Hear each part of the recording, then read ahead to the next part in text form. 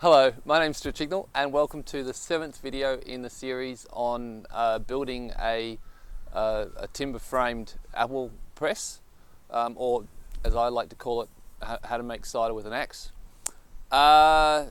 In this video we are going to be cutting or showing you the cutting of one of the joints. One of the 24 of these joints that I've got to get done as quickly as possible. So the tools we'll be using are my Japanese saw, the Bosegu, as always, because it's just so versatile. But also, we're going to get back to some axe work, which is cool, because I've been missing the axe work. But then this, if you haven't seen it before, this is my French falling axe or roughing axe. Yeah, beautiful tool, beautiful steel. Anyway, we'll have some fun with that. But anyway, first thing is we have to lay out the joint.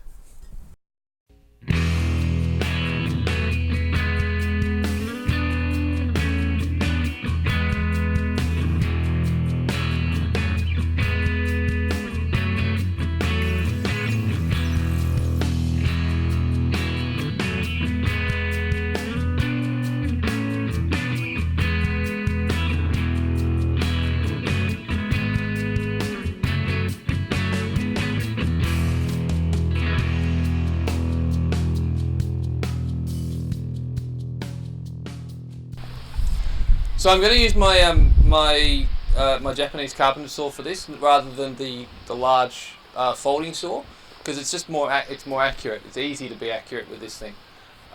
The folding saw is a monster, and so it's difficult to get the control for this sort of stuff. And this joint here doesn't need to be precise, but this one here, this is the joint that's going to be bearing the load from the beam from the press. Really want this accurate. Really want this in the right spot. So we're just going to the edge of the scoring cut there.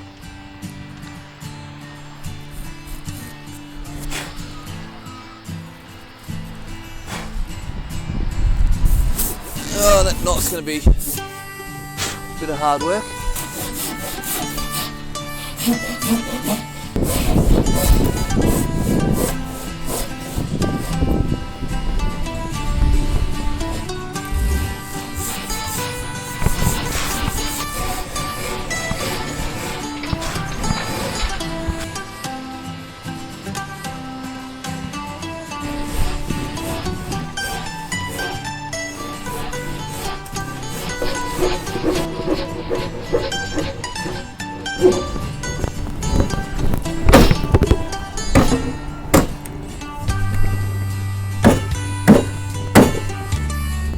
Oh, look at that, nicely done.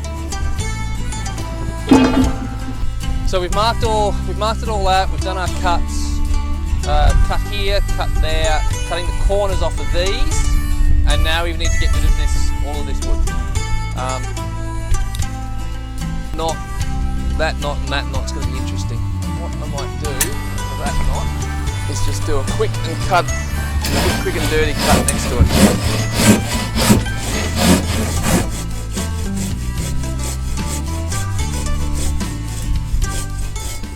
And now the axe work. With this style of axe, unlike a modern axe that you'd be familiar with,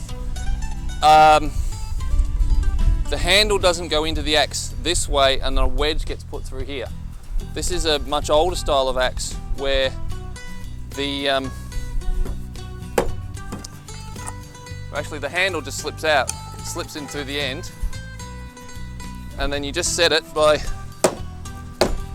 So that means it's not always 100% secure, but you just give it a bit of a tap and it's fine. And it's just one of the different things about these tools is they're just that they're an older style, a bit different. Yeah.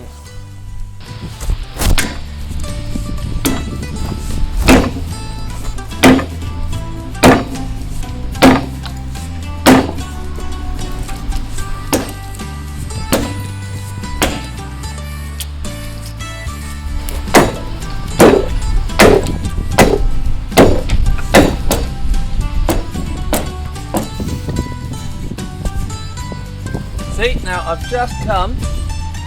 actually gone past that on that cut, that's a bit annoying. Anyway, with the axe work, I've just come down to that line, very close there. See the line is just there? Yep.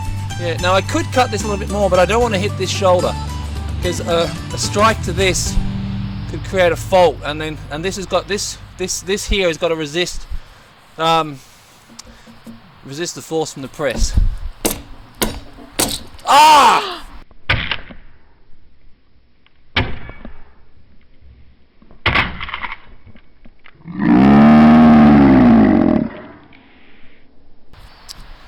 Ugh, bugger.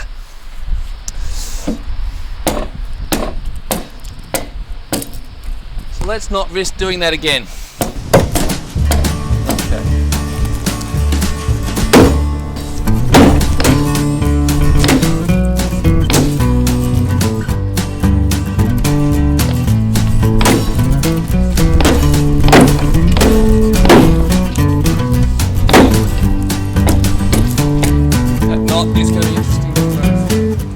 So this is the middle post of these 3 joints. We've already actually done the joint over there.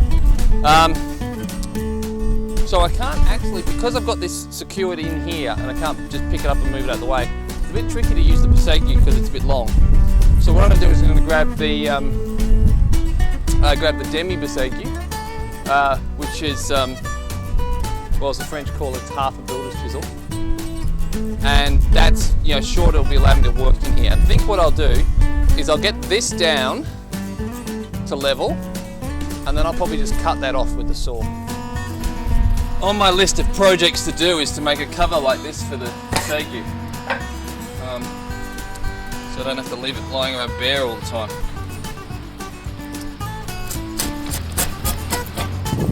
We're just gently pairing the line.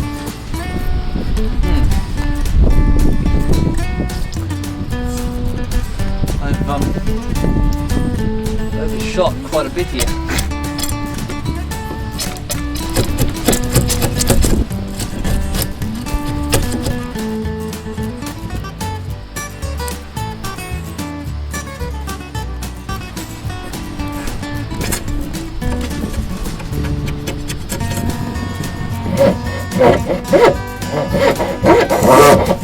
Now,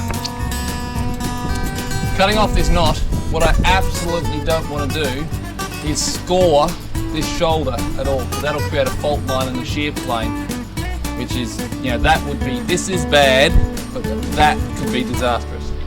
So, just want to carefully cut.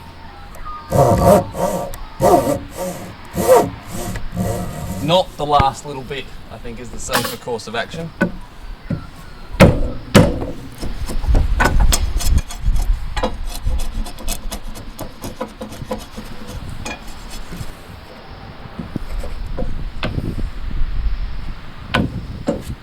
Alright, we're good.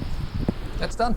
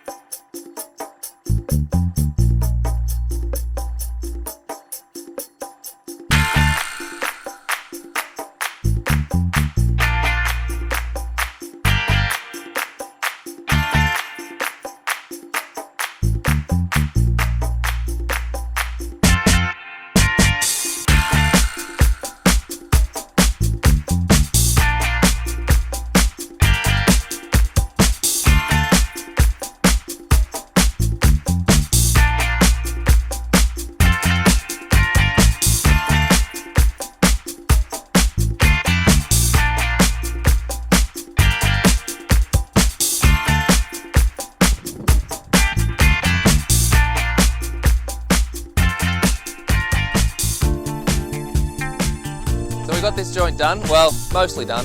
A bit embarrassing that it's not neater for the camera, but it really doesn't matter. This sort of overstrike with the axe, that's completely in character with buildings that have been partly built with axes. You see it. It's one of the characteristics of that you look for when you're trying to find out how a building was made. Especially if it's got a very finished surface. Like even with the highest quality timbers and so on, like say in a dining room, every now and then you'll find an overstrike mark with an axe, because people were doing this for a living. They were trying to be quick, and they just got it done. Now this strike here, well, that's not great, and but that's really the only thing I'm really not happy about with this joint, is compromising that. And it's actually not that important, because the shear plane for this block is actually here, not this. It's that bit of wood there. That's that plane of wood there that is actually resisting the load from the beam. So basically, job well done. However, it would have been really good if we'd been filming this one, because it's, well, much neater, cleaner. But c'est la vie. So I said this joint is mostly done. The only thing we've got to do to complete it is cut the lug, cut the mortise to correspond with this lug, and then it's done. But we'll be doing that not in the next video, but the video after. In the next video, I'm going to be laying out the third joint using a different method, because there's a couple of irregularities about the beam at this end, which means that we can't just lay it out with a simple square.